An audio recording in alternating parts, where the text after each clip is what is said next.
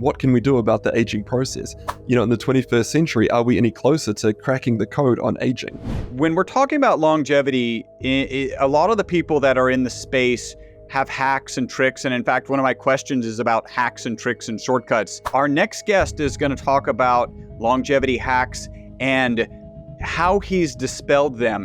When you start to look into the research of resveratrol, it's a pretty wild story.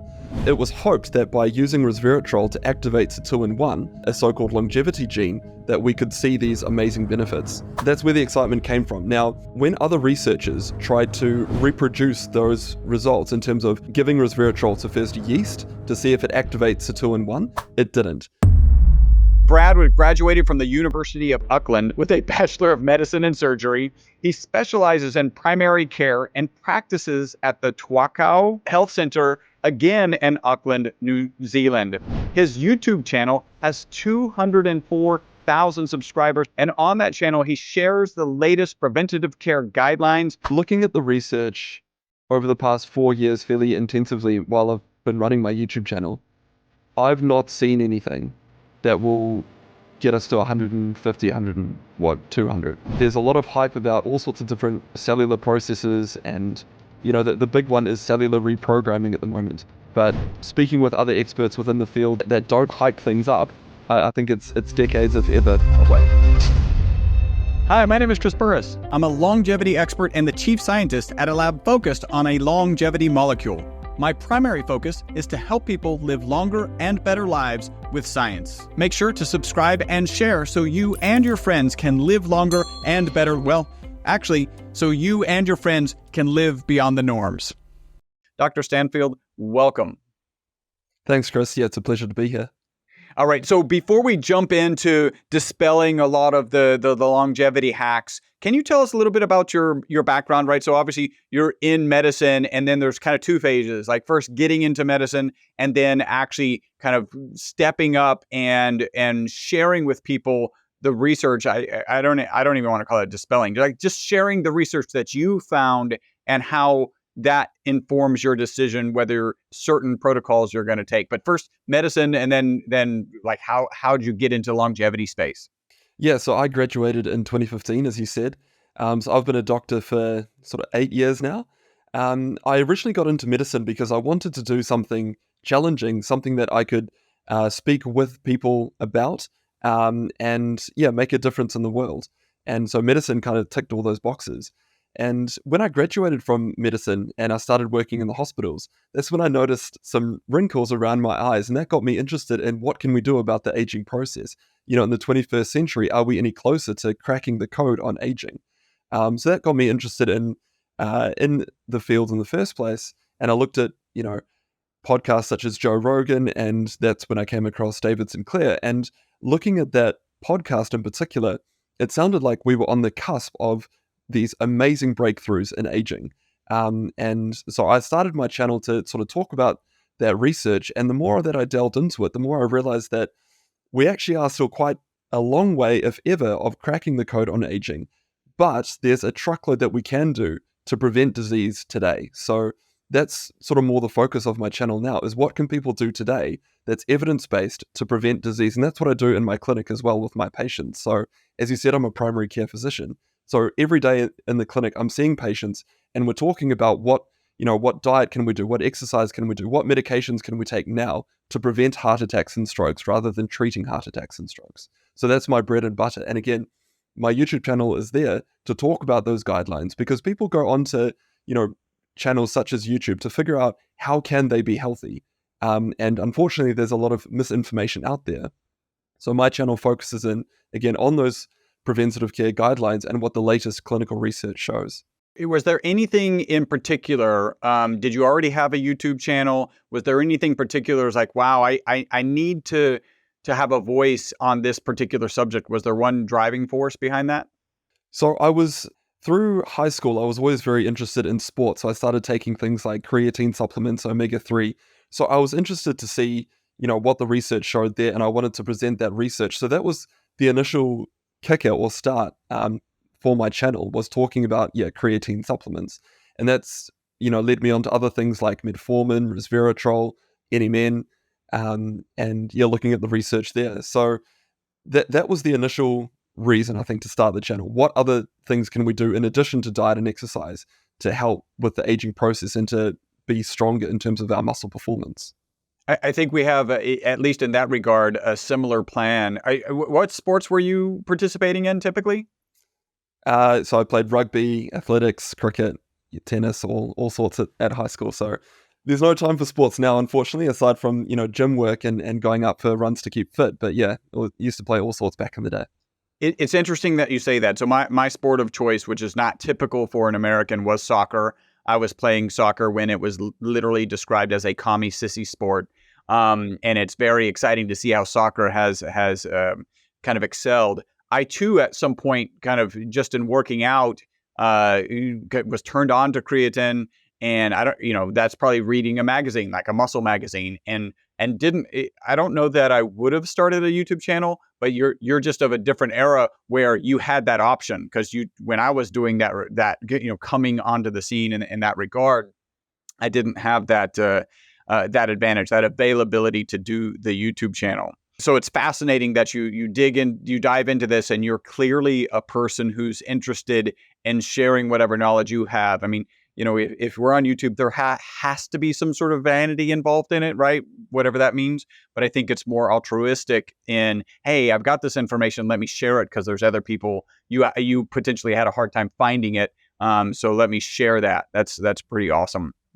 So what's been the most surprising thing for you as we'll call you again, a longevity debunker? What's the most surprising thing? Yeah, I don't think I'd classify myself as a longevity debunker. I think there's a truckload that we can do today, again, to prevent disease and to lead healthy, long lives. So, yeah, I'm not too sure about the debunking part, but I suppose when I went into the longevity community, as it were, I was a bit naive. I think I was hoping that this community was grounded in science, that there wouldn't be too much hype, that we would be focusing in again on the preventative care guidelines, with some preclinical work that was exciting that people were talking about. I didn't expect the amount of hype, and people, shilling supplements and their latest, so-called longevity protocols, that aren't science-based. So I think with any community, you're always going to have a few people that spoil it for the majority, and that's the same in the longevity space. The surprising things, I suppose, is that there's some core pillars that people talk about within the longevity space. It's things like metformin, intermittent fasting, NMN. I was surprised because there's a lack of evidence for those interventions. Also, the low protein diet as well is one of the big ones. So, yeah, I spend a bit of my time on my channel speaking about that research and about why potentially those methods aren't great for people. If anything, they might be harmful. And then trying to shift the attention towards the things that actually matter. So it's actually a high protein diet, it's resistance and cardio exercise, making sure that you're a healthy weight. And then there are, again, a few other supplements like creatine, which we've mentioned, that do make a difference to people's health, and their lifespan, hopefully. So yeah, that's the shift in my thinking around this space. Well, and we're going to jump into that because from some of your videos, my kind of position on metformin is certainly a little more aware, I think. In MN, let me get that the right way, and then resveratrol. I'd like you to speak about those. In fact, let's jump into metformin. Right, give the background of why metformin came onto the scene. I think you're probably well versed in that. And then what was that turning point? Because I think you said you took metformin for a while. It was actually on your protocol for a while. Yeah, that's right. So metformin has been used for decades, and every day at the clinic, I'm prescribing metformin for my pre-diabetic and type 2 diabetic patients. So what we're talking about here is non-diabetics using metformin. So the hope from some initial mice studies was that it would extend lifespan, and it would do that by activating AMPK, and making us more insulin sensitive. And there was initial excitement from the human research as well, because there were a couple of papers showing that type 2 diabetics who only needed metformin to control their diabetes seemed to have lower rates of heart disease compared to non-diabetics. So again, that fueled the excitement about metformin. And again, since it's so widely used, and there aren't that many side effects, for diabetics, people were again excited about it and wanting to take it to extend their own lifespan and prevent disease. So it's a noble cause. The trouble is, we've now had multiple other papers showing that there's actually no benefit for non-diabetics. So if we start with the preclinical work, the initial mice studies, they were done in inbred mice who developed high blood pressure. So if you're an inbred mouse with high blood pressure, maybe metformin's a good idea. But for the mice who are genetically diverse, with no pre-existing health issues, when they were tested in the interventions testing program, there was no lifespan benefit seen. So the preclinical work, in my view, for non-diabetics doesn't support the idea that we should be using metformin. I think I know where you're going next. So I just want to outline this, right? So the reasons to be excited about metformin, right? It's inexpensive. Like that's one of the key ones. Extremely well documented to have low side effects. And conceptually, if you have people who are in a diabetic group, which is typically more of a health challenge group, they were outperforming or doing better than some of their cohorts without diabetes. So like you're checking the checkbox of like, this logically makes sense. And then you're saying, well, hold on, because in healthy rats, it's not making that much of a difference. And now here, I think, is where you start to lean on some additional data more related to humans. And I think this is, I just wanted to outline that. And go ahead. Yeah, that's right. So the initial human studies that were developing a lot of the excitement about metformin, they were observational studies. So they're just, taking a population and observing them to see what happens. So it's not a particularly strong piece of evidence. What we ideally want to rely on is a randomized controlled trial.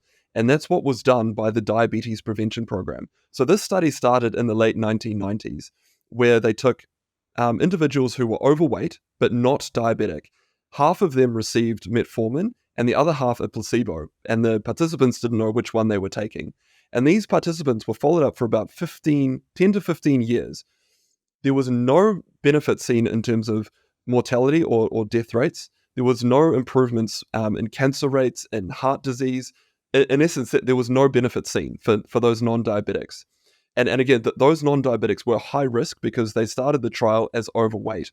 So the mice studies don't support the idea that we should be using metformin for otherwise healthy rats. The human research doesn't suggest that there's any benefit. And I wouldn't make such a song and dance about this if we don't actually see downsides to metformin. So there are downsides. It's not without risk. The downsides of metformin is that it does lower testosterone levels. And we've got multiple human studies now showing that if you take metformin, you blunt the positive effects of exercise. So, and how we know this, again, using randomized controlled trials, one group was taking metformin, the other group were taking a placebo, and both groups were exercising. And what they could see at the end of this 12-week study is that the group who didn't take the metformin, they had a higher VO2 max, which is a marker of fitness, compared to the people who were taking metformin. So it was roughly half the benefit that the metformin group were getting. So they were knocking the exercise performance gains by half. So it's not without its risks. So that's why I talk about it on my channel, because people, again, want to be healthy, but by taking metformin, you're probably making the situation worse. You're probably worsening your health. And it had an additional, you're talking about VO2 max, which is really a good indication when you start thinking about longevity.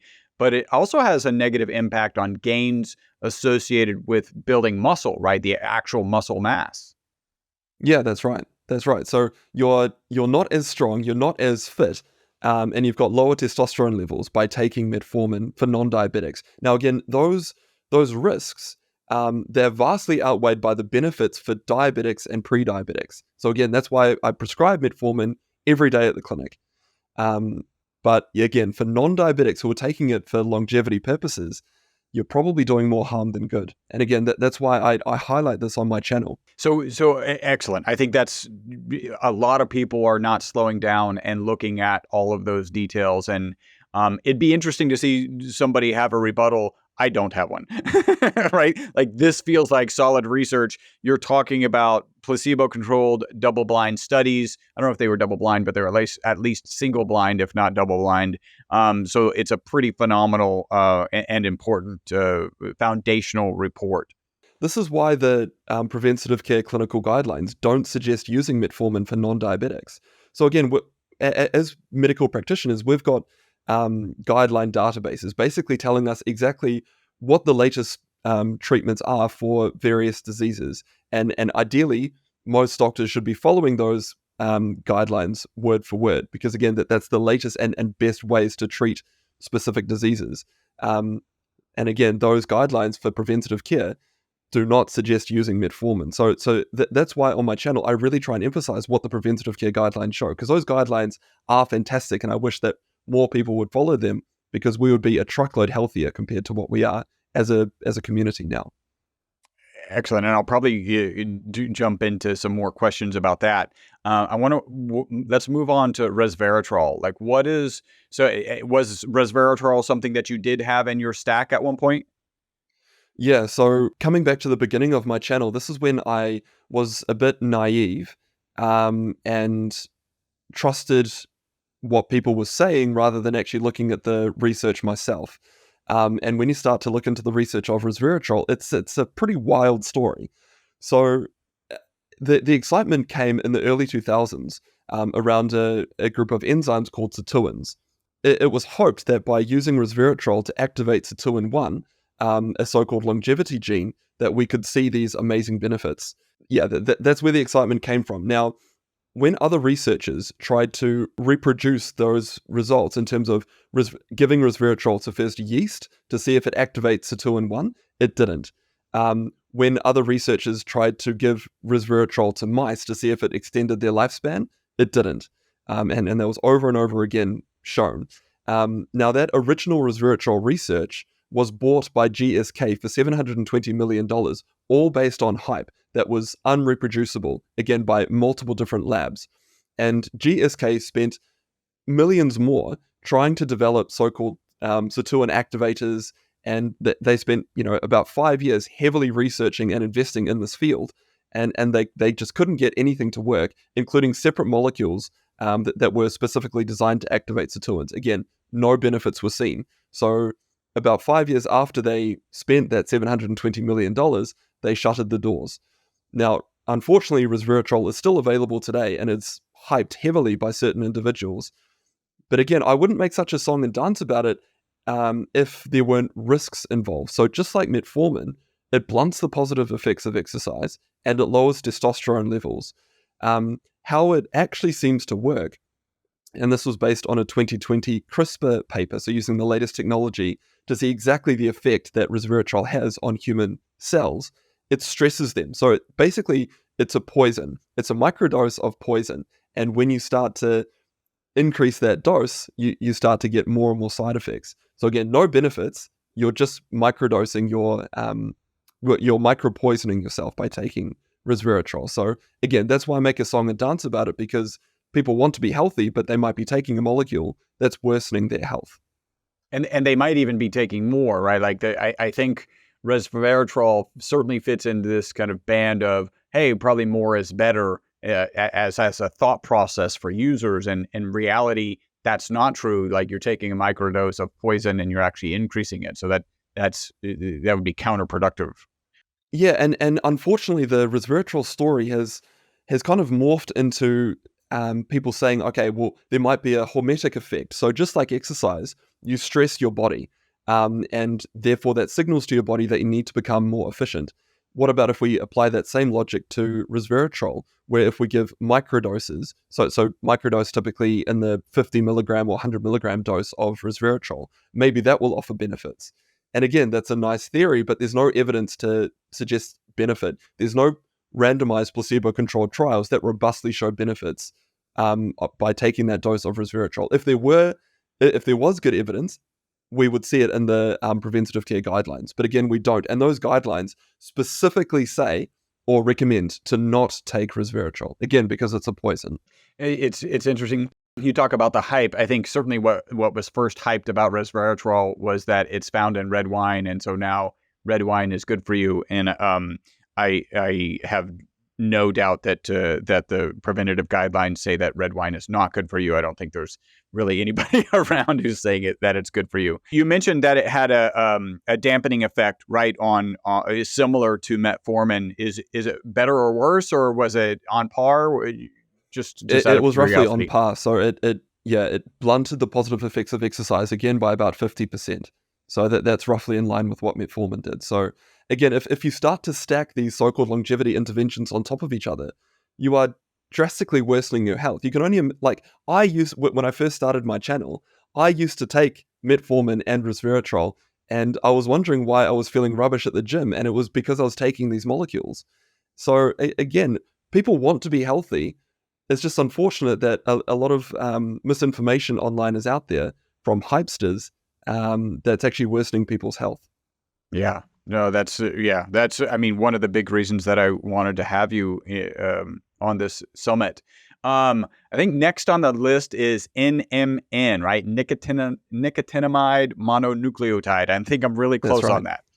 Yeah. So again, this is it's a really interesting idea. So one of the central molecules to our metabolism is NAD, and there's a suggestion that NAD in certain tissues in our body goes down as we age. So if we can replenish NAD, we can hopefully make our metabolism more resilient, so we can be more resilient against diseases and age-related diseases. So it's quite a easy concept to explain to people. And if you take these precursors, so NMN or NR or nicotinamide, you can replenish your NAD levels and ideally be healthier. So that's where a lot of the hype around NMN started. Again, from the similar people who were promoting, metformin and resveratrol. Does NAD also affect sirtuins? Is that associated, or is it a different thing altogether? There are many different processes and enzymes within our cells that use NAD. So sirtuins are one of them, but there's many others. So if you give NAD, or if you boost NAD, in some experiments you can see more activity of sirtuins, but that doesn't mean that the NAD itself is activating the sirtuins. It just means that there's more fuel, if you like. Okay, and so NMN, it has this impact. You're looking at NAD, which is something that drops off as we age, right? And like so many Well, things, fairly. even that is controversial. So to take a step back, to actually figure out how sound this theory is, there was a recent study in humans that came out. Again, this was an observational study, so we can't be too rock solid about the results, but they found some interesting observations. They took muscle biopsies from younger adults, so they were in their early 20s, and then they took muscle biopsies from older adults. Now, some of the older adults were regularly exercising, they were doing resistance training, they were going out for runs, and other older adults weren't. And what they found is that the older adults who were exercising, their muscle NAD was very, very similar to younger adults, whereas the older adults who weren't exercising, that's when the NAD was starting to go down. So there's a strong possibility that if we simply focus in on a good diet and regularly exercise, our NAD levels will be absolutely fine, because we've got the salvage pathway within our cells to recycle NAD. So again, it's my thinking about this is that it's likely that we don't need these precursor molecules. All we need to do is have a good diet and regularly exercise, and our NAD levels will be absolutely fine. It sounds like I'll never forget. I read an article, I think it was in Men's Health magazine, and the title of the article, and this is some 15 plus years ago, was that your metabolism slows down as you age, which really frustrated me because I don't want to read that, right? I don't want to hear that. And then the entire article went on to say, no, your metabolism doesn't drop as you age. You slow down, and that slows down your metabolism, right? So we talked about playing sport. I've always felt like as you get older, you tend to do other sports because you have more control. You tend to do like running or triathlons because you can control when you train, right? One of the reasons I stopped playing soccer was I just wanted my Saturdays back, because if I'm playing soccer, certainly as I got older, it was an entire Saturday was gone because of soccer. Like if some of it was the exhaustion after the game, and I wanted that back. So I ended up, now I train, and my wife and I run half marathons. So that entire article was like, yeah, no, you just slow down. And in every case, when those elderly people who had quote unquote slow metabolisms started getting more active, their metabolism sped up. And it sounds like that's what you're describing with NAD. Yeah, I think, again, there's a lot of hype about NMN or NR supplements or nicotinamide. The other thing that people need to know about is that we've used these precursor molecules for decades in medicine. So back in the day, we used to use niacin to lower LDL cholesterol levels. Now that's no longer used because the niacin has got some other toxic side effects at the higher dosages, so it's no longer used. But the point is, we know a truckload about boosting NAD by using these molecules. And there's a reason why it's no longer used in medicine, because there's no benefit seen. We always want to have a bit of a shortcut, and there are a couple of shortcuts in terms of, things like creatine and whatnot, but the fundamentals of preventative medicine is a great diet and regular exercise. And I'm not convinced that megadosing these NAD precursor supplements has much of a role or any benefit for humans. You are enjoying, well, at least I hope you're enjoying, the Live Beyond the Norms podcast. Make sure you subscribe, make sure you follow, and make sure you share. But don't be that annoying guy, whatever you do. Don't share it with people who aren't actually interested in living beyond the norms. So you've got a good, consistent story with metformin, right? Like, so, hey, we've got the data. Really, it's not beneficial. And not only is it not beneficial, it's detrimental. A lot of people will say that berberine is a good replacement for metformin. So maybe you don't want to do this off-label prescription drugs, and you do berberine. How does berberine fit with kind of your logic? Yeah, so berberine is a weak AMPK activator compared to metformin. So if we wanted to activate AMPK, I think we should do it pharmacologically, because we know the dosages, we know the dose response. We can make sure that the product that you're taking is pure. So I'm not too excited about that side of the story. Berberine has another effect, which is on cholesterol levels. So it does act as kind of a weak PCSK9 inhibitor. So it does have a slight cholesterol lowering effect. So the PCSK9 inhibitors, in terms of the drugs today, they are incredibly expensive. So some patients, if they wanted to explore supplements, because they have, for their own personal reasons, definitely don't want to take drugs, but they want to turn to supplements. Berberine is something that they might consider. But again, if we really wanted to take a scientific approach to this, and if we wanted to take something to lower our cholesterol levels in addition to diet and exercise, we've got fantastic medication options available today that are cheap, that are very effective, and that are proven to lower cardiovascular disease. So again, I'm not excited by berberine because we've got better drugs to do the same effects. Are you talking about statins, or am I kind of one cholesterol molecule off? Like, are statins what you're comparing them to, or no? No, there's a separate class of cholesterol lowering medication called PCSK9 inhibitors. So they're injections at the moment that you give, either fortnightly, monthly, or 6 monthly. So they're brilliant medications with a very low side effect profile, that do lower your cholesterol levels. They do lower cardiovascular disease, but they are incredibly expensive. So berberine looks like it works in a similar way, but just not as effectively. So that's the other effect that berberine has. Okay. And actually, I kind of brought it up myself. Statins is something that I've read that I think that there's some good data on longevity. Are you aware of that, and where does that sit? Yeah, so statins online have got a terrible reputation. A lot of people online who will say, statins cause all sorts of side effects. They are terrible for your testosterone levels, that they wreck all sorts of processes in your body, and they should be avoided like the plague. Clinical medicine has a very, very different opinion. And that opinion, again, is based on the sound scientific research that we've got in the form of randomized controlled trials.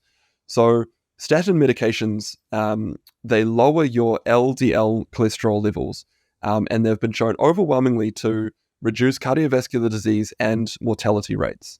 But essentially, that there's a big trend going on at the moment in clinical medicine that the lower your cholesterol levels, the better, in terms of the more protection you have against heart disease and strokes. So I take a low dose statin called resveratrol. So I take resveratrol 5 milligrams. And the reason why I take resveratrol is that it's incredibly targeted to the liver. So that's where the statin should be acting to lower your cholesterol levels. And it doesn't get into places that it shouldn't. So it doesn't get into your brain or your muscles or your fat. And there's also a truckload of evidence showing that statins have no effect on your hormone levels. So they've got no effect on your estrogen levels, on your testosterone levels. So there's, again, a lot of misinformation online about statins. If you take a low-dose statin, particularly one such as rosuvastatin, which is off-patent, it's incredibly cheap. I pay $9 for my 3-month subscription or prescription. Again, you can lower your cholesterol levels, prevent cardiovascular disease, and the studies show live longer. Is there any kind of LDL too low, like the current mindset is lower LDL is always better? Yeah, so we've got studies going out about 3 to 5 years looking specifically at that question. What happens if you have a super low LDL cholesterol level, so say below 30, and they looked at hormone profiles, they looked at cognitive performance. There was no downside seen. So it looks like there is no downside to lowering your LDL cholesterol. Now, for some patients, say with statin medications, there are some side effects that we do need to talk about. So some patients, even if they take a low-dose rosuvastatin, there's a small chance, about 1 in 100 patients, that will get muscle aches. So some patients will get muscle aches. And that's kind of the biggest side effect. The other side effect, if you start to boost the dose of your statin, there is a slightly higher chance of developing type 2 diabetes. So we do need to know about those side effects. But again, for most patients, if they use rosuvastatin at a very low dose, it's highly unlikely that you're going to get any of those side effects. And if that low dose of the rosuvastatin is not enough, there's many other cholesterol-lowering medications that we can use combined with that statin. So we can use, for example, another one called ezetimibe, which prevents your gut from absorbing as much cholesterol. So that works really well together with the statin if you combine it, because it's working on different pathways to lower your LDL cholesterol levels. So again, there's many things that we can do now to prevent disease. And yeah, I hope that more and more people get on that bandwagon of preventing disease rather than waiting for something to go wrong and treating it. So you mentioned that second drug would actually block the absorption of cholesterol in the gut. In my mind, like at first we're like, hey, you have high cholesterol, you need to cut out all fats and everything. That had been kind of rewritten, and that it's actually other things that are causing these higher LDLs. Talk to me a little bit about that. Yeah, so this is a common point of confusion that I see in the clinic. So there's a distinction between dietary cholesterol, which is often found in things like eggs, and saturated fat, which is found in fatty cuts of meat or animal fats. So overwhelmingly, the evidence shows from Cochrane reviews and randomized controlled trials, if you lower your saturated fat intake, you will lower your LDL cholesterol levels. But if you lower your dietary cholesterol, again, dietary cholesterol is different to saturated fat. If you lower your dietary cholesterol levels, for most patients, they won't see much of an effect. Yes, there's a small minority of people that are hyperabsorbers of dietary cholesterol, but they're relatively rare. So if people lower their dietary cholesterol levels, that doesn't have much of an effect in terms of your blood cholesterol. So that's the distinction, and that's where people often get confused. So in terms of how ezetimibe, which is the medication that we're talking about, works, so your gut or your liver also produces a lot of cholesterol that is then reabsorbed by the gut. So if you block that reabsorption process, again, you can lower your cholesterol level. So it's not so much to do with what you're taking in, it's more what the rest of your body is doing in terms of producing its own cholesterol. Okay, it just happens to be at the gut, but it's not necessarily from the food that you've consumed. Correct. Yeah. Excellent. Let's get on to the next one, which I think is one the origin story of rapamycin is just amazing. If anybody out there doesn't know the origin story, I first heard it on a podcast called Radio Lab, and it's just an absolutely amazing story. But you're supporting a rapamycin study. Talk about rapamycin, what's behind it, and like this study that you're supporting. Yeah, so rapamycin is a really interesting molecule because of the preclinical work that we've got. So overwhelmingly, whenever rapamycin is tested in mice, it extends both male and female lifespan by over 20%, which is huge, and that is a reproducible finding. The trouble is, rapamycin has got a bit of a dirty name in clinical medicine. So it's used in clinical medicine to help prevent organ rejection. So if you have a kidney transplant, for example, one of the medications that you'll commonly be on is rapamycin to prevent your own immune system from destroying that donated organ. So it's quite difficult to get trials underway in otherwise healthy people looking at rapamycin to see if we can use it to help, prevent disease and extend human lifespan. So one of the things that I'm really interested in is what can we do to prevent muscle wasting as we get older? Because that's one of the biggest risk factors for frailty, right? So the patients that I see in the clinic, if they can't, do the hobbies that they want to do, if they can't toilet themselves, if they can't get up from a chair, that's massive. And if we can, prevent that muscle decay from happening, that's huge in clinical medicine. So the trouble is when, as we get older, we seem to overactivate an enzyme called mTOR. So people who go to the gym generally want to activate mTOR because that's the muscle building switch, if you like. If you activate mTOR, you will build up your own proteins and build up your own muscles. So given that we're overactivating mTOR in our muscles as we get older, you'd expect our muscles to be getting stronger, but the opposite happens. And the trouble is when you're overactivating mTOR, you're never allowing your cells to activate another process called autophagy. So that's the cell clearance process. So what seems to happen is that we're building up all of these old damaged components and never giving our body a chance to get rid of them. And that's where rapamycin comes in. So rapamycin works by switching off mTOR.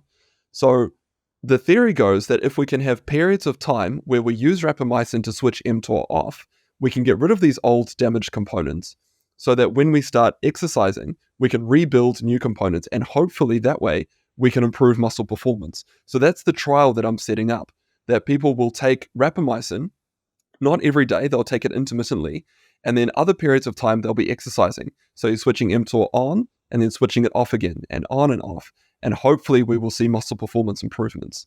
So yeah, we're still fundraising for that trial, but hopefully we'll have it funded by second half of 2024. That's the goal.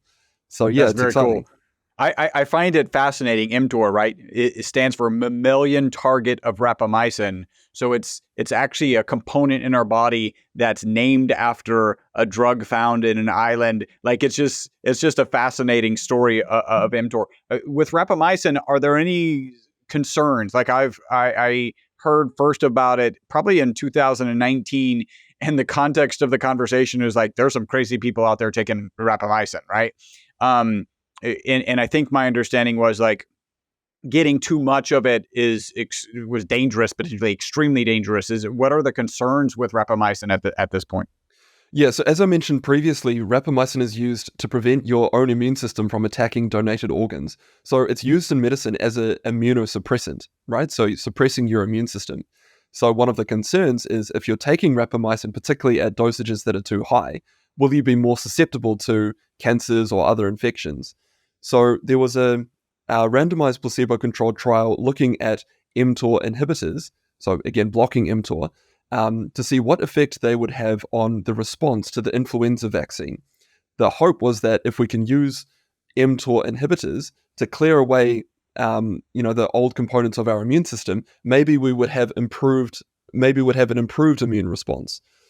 Now, unfortunately, that trial failed because it didn't show an improvement, but crucially, the mTOR inhibitor group, they had just as much response to the influenza vaccine. So I think so long as we dose rapamycin correctly, I'm not particularly concerned about the immunosuppressant effects. So in the trial that I'm designing, and we're still trying to work out the exact details about how often we want to dose rapamycin, but we're thinking that we only want to dose rapamycin once a month. And that's because rapamycin, in the current forms that we've got, it's got a really long half-life of about 3 days. So if you take rapamycin once, it lasts in your body a really long time. So yeah, we think that if you just take it once a month, that will offer all of the benefits that you need or that you'll get from rapamycin without the side effects. That's fascinating, right? So then you could take it infrequently.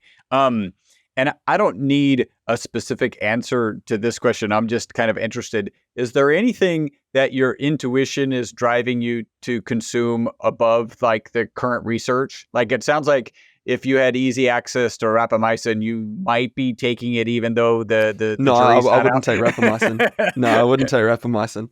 No. Not yet. We don't know, and we don't know enough about rapamycin. So it's a really interesting molecule. The preclinical research is fairly sound. There's not enough human research in healthy individuals looking at rapamycin and what the effects might be. Again, coming back to metformin, we were so excited about metformin, but actually it caused more harm than good.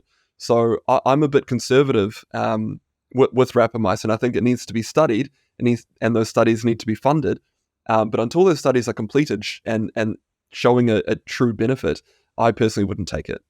That makes sense. All right. So I feel like we could have a lot more to talk about, and maybe we'll talk off air of maybe bringing you back.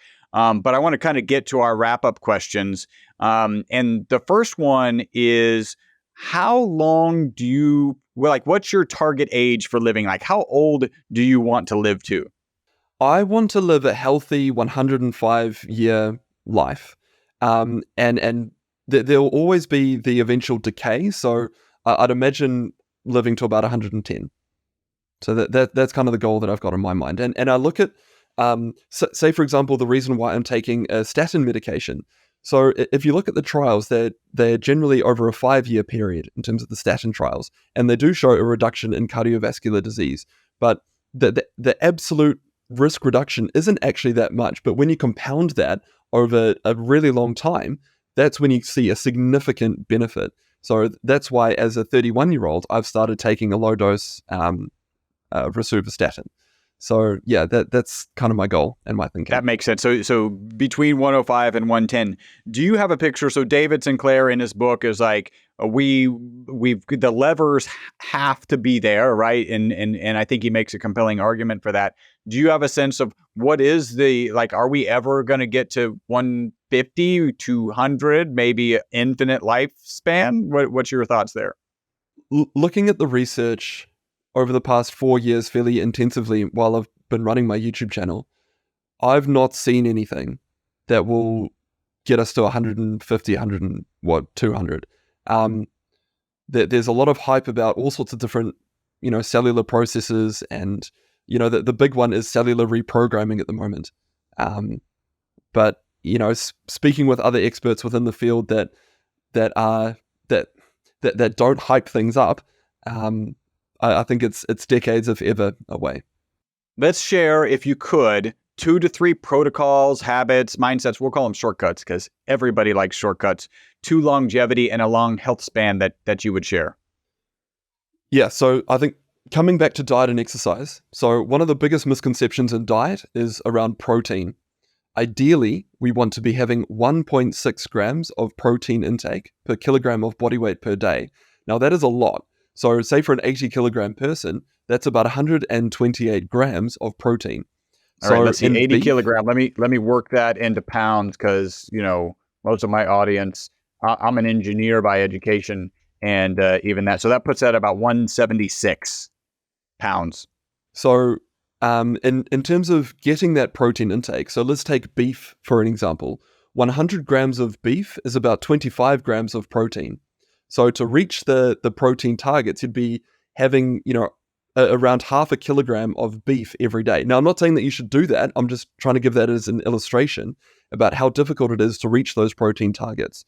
So with my patients that I see in the clinic, every meal, I want them to make a conscious thought about where's my protein coming from in this meal? Am I having, chickpeas, lentils, beans? Am I having, tofu, chicken, fish? Where is your protein coming from in each meal? And most of the time, I'm suggesting to my patients to take protein shakes. So just make sure it's a no sugar option. But you want to be reaching these protein targets because from the observational human research that we've got, people who have higher protein intakes live longer and they're also stronger. That 1.6 gram of protein intake, that target comes from the exercise studies that we've got, showing that there doesn't seem to be much, if any, further benefit beyond that 1.6 gram target in terms of your muscle performance and the gains that you get from resistance exercise. So I think that's the biggest one that is often misunderstood. People need to be getting more protein. And then on the flip side is exercise. People need to be doing resistance exercise. Ideally, so if a lot of patients at the clinic, they'll tell me that they go for walks or they do gardening, which is great. I certainly want them to continue doing that. But the advantage of resistance exercise is that you can push yourself to near failure. So what I mean by that is, say if you're doing push-ups and you're getting to the point where you can no longer do one more push-up, that's failure. And when you approach that point, that's a powerful signal to your muscles to become stronger, that they need to adapt to that stress that you're putting them under. So yeah, I think those are the two crucial things that I think people need to do to significantly extend their health span. I've been hearing a lot about, doing much shorter to failure exercise where you actually don't even need to spend as much time. If you were like me, sometimes I would spend 1 to 2 hours in the gym. And one, I don't have the time now, and two, it's just not an efficient use of the time that I do have, and so that makes a lot of sense.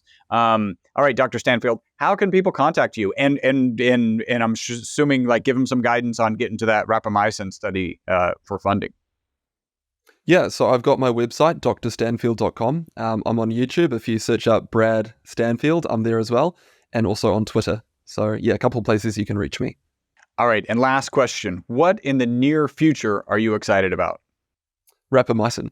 If we can show that by using rapamycin, we can stop or even reverse the age-associated decline in strength, that's pretty game-changing. So rapamycin.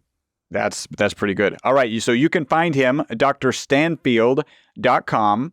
And you can also find him on Instagram, which is Brad Stanfield, right? If they're looking on Instagram. Yeah, I don't have Instagram just yet, but Twitter YouTube. And YouTube, you can find me. Yeah. Excellent. Dr. Stanfield, thank you so much for joining us. Cool. It was a pleasure. Thanks, Chris. I hope you enjoyed this episode of the Live Beyond the Norms podcast. Make sure to subscribe and follow. Also, make sure not to be that guy, the guy sharing this podcast with people who are not interested in living beyond the norms. If you would like to learn more about the ESS60 molecule, the molecule responsible for the single longest longevity experimental result on mammals in history, a full 90% extension of life, visit myvitalc.com. That's myvitalc as in carbon.com.